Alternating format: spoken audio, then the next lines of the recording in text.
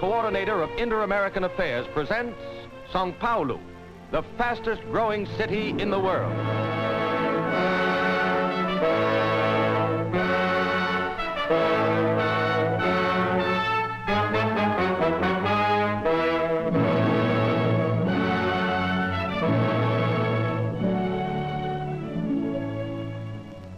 Of Brazil's 7 principal cities, Belém, Recife, Bahia, Belo Horizonte, Rio de Janeiro, Porto Alegre, São Paulo ranks second.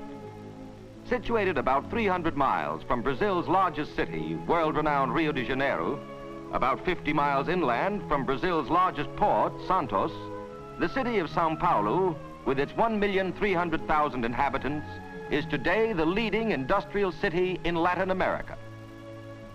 Starting at Santos early in the 16th century, a handful of Jesuit priests laboriously ascended about 2,500 feet of the precipitous escarpment known as the Serra do Mar. On the plateau above, at the Indian village of Piratininga, they established a mission. On January 25th, 1554, these hardy pioneers celebrated their first Mass. It was the anniversary day of the conversion of St. Paul, and hence the new city was christened St. Paul, or as they say in Brazil, São Paulo. Great and glorious has been São Paulo's history.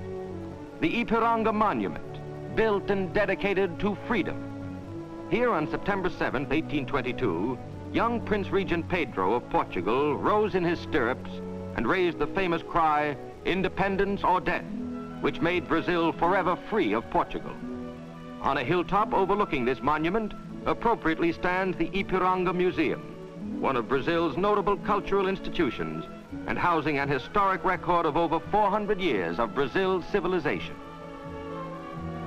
To Paulistas, which residents of this modern city and state are called, statistics and figures are important.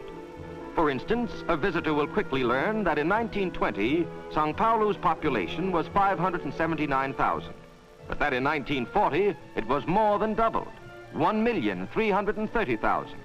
That the rate of increase between 1930 and 1934 was higher than Los Angeles, Detroit, Chicago, or New York. That the temperate climate, averaging 69 degrees for the warmest months and 57 degrees for the coolest, combines admirably with the heritage of their pioneering forefathers to make them highly energetic, enterprising, and productive people. Let us examine some of these facts and figures. Brazil is the largest coffee-producing country in the world.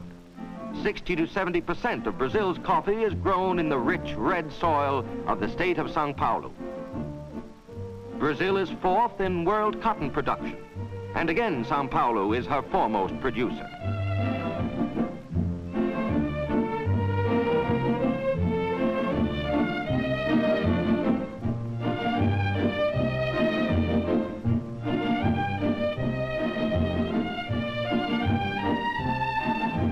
But unlike some of the larger American industrial cities, industry in São Paulo is diversified.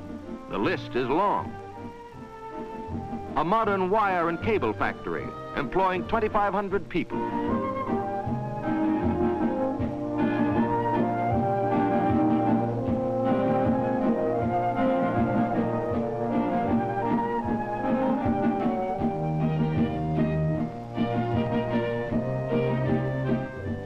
An automobile plant employing 1,200 people, now totally devoted to making and assembling military vehicles for Brazil's rapidly expanding forces.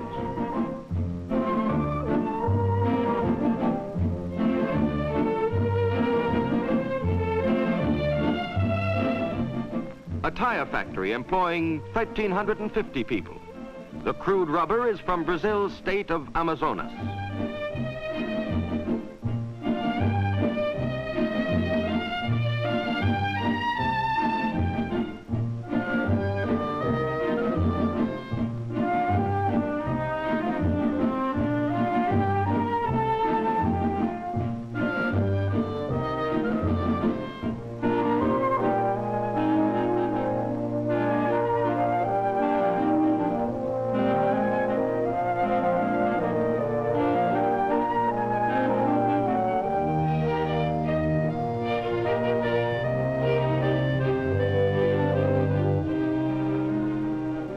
surgical supplies factory. Every square foot is designed to meet the high sanitary standards required in this type of operation.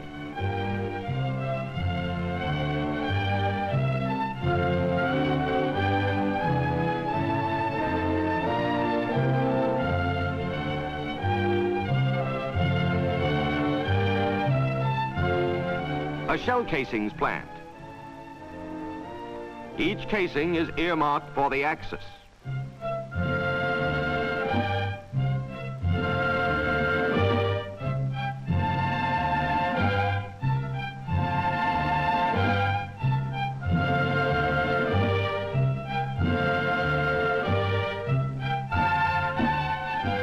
Nitroquímica of Brazil, employing 5,000 people, working round the clock, 7 days a week, producing dynamite, gun cotton, and other explosives. Rayon is an important byproduct.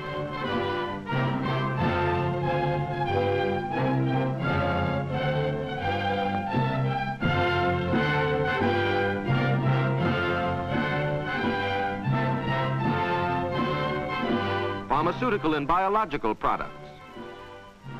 This factory employs 1,500 people. The war has imposed heavy responsibilities on Brazilian industry. The Paulista has not been found wanting. To turn the wheels of his expanding industries, he has sought and found additional inexpensive hydroelectric power. This was no simple problem. Rain falling on the São Paulo plateau forms rivers which flow toward the interior away from the coast. A daring engineering plan evolved.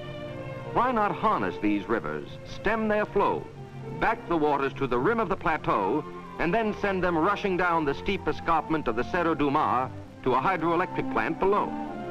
The plan for this great engineering feat was transferred to blueprints, and soon there rose huge dams to stem the flow of the rivers. Soon large pumping stations were reversing their normal course. The waters formed large artificial lakes, and soon they were developing a head of 2,300 feet as they were sent downward through huge steel tubes to the turbines below. The plant has a capacity of generating over 250,000 kilowatts and is capable of further development to considerably more than twice that amount. This, combined with 4 other smaller power plants, has produced a total of 275,000 kilowatts. The São Paulo businessman is not only an enterprising manufacturer and creator, he is also a top-flight salesman. Here on these spacious, attractive grounds, over 400 firms annually display their wares.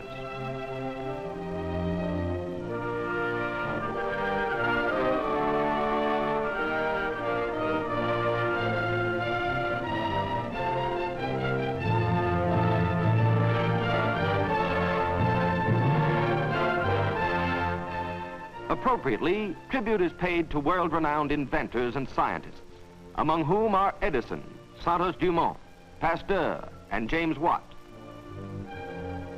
But proud as the Paulista is of his industrial achievements, he hasn't overlooked the other factors required in giving expression to a rich, full life.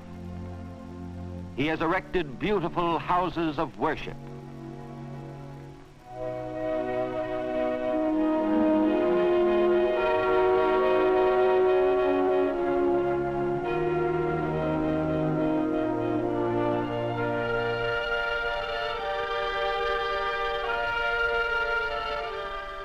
Home and family life is characteristic of Brazilians, and the Paulista is no exception. This residential district is typical.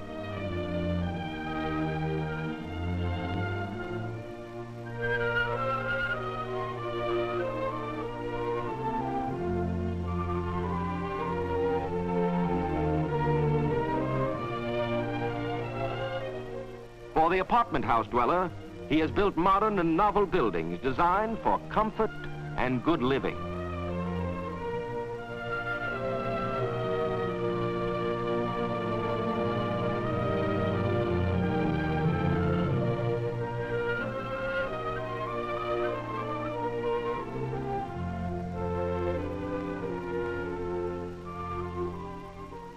His schools and universities are progressive and numerous.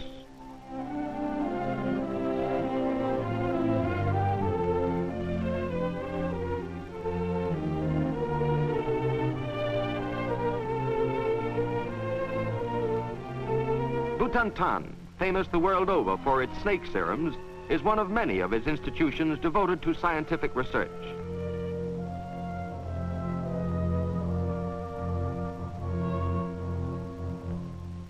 He has produced preeminent educators like Dr. Vital Brasil, one of the founders of Butantan, and Dr. Jorge Americano, rector of São Paulo University and president of the Brazilian United States Cultural Institute. Books play an important role in the life of a Paulista. This is the 20-storied municipal library. One of the reading rooms, air-conditioned and properly lighted. The Paulista is an avid soccer football fan. To see his favorite game, he has built a magnificent stadium, seating 80,000 rooters.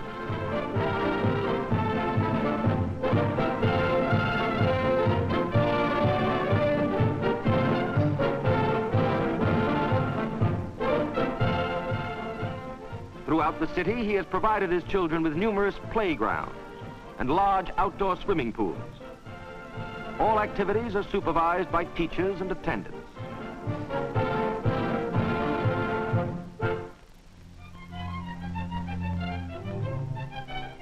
For fine music, particularly the opera, the Paulista go to the Teatro Municipal. For a Hollywood movie, to the Ipiranga Theater or scores of other picture palaces. For a night out, he may go to an intimate club like this one and dance his favorite samba.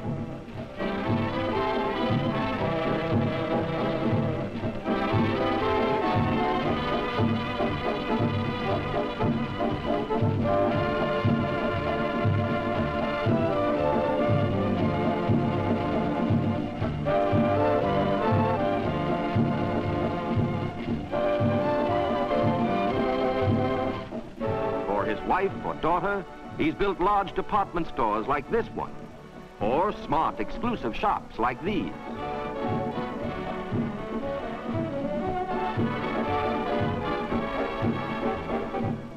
During vacation seasons, he may take his family by train to a seashore or mountain resort, or to Rio for carnival. If he chooses, he may go by air, over one of the 3 busy airlines serving the city, or by automobile over a 4-lane highway. Yes, bigger and better and more is the slogan of the Paulista, as from day to day he continues to change the skyline of his city.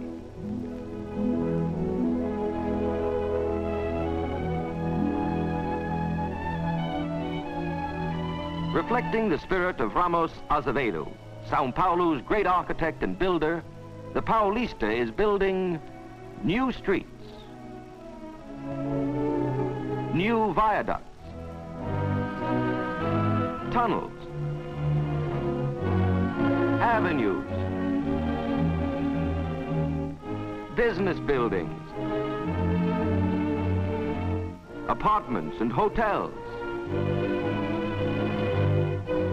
hospitals, combining the old and the new, tradition and enterprise. São Paulo can proudly look back on centuries of work well done and can look forward to an assured future in orderly and progressive Brazil.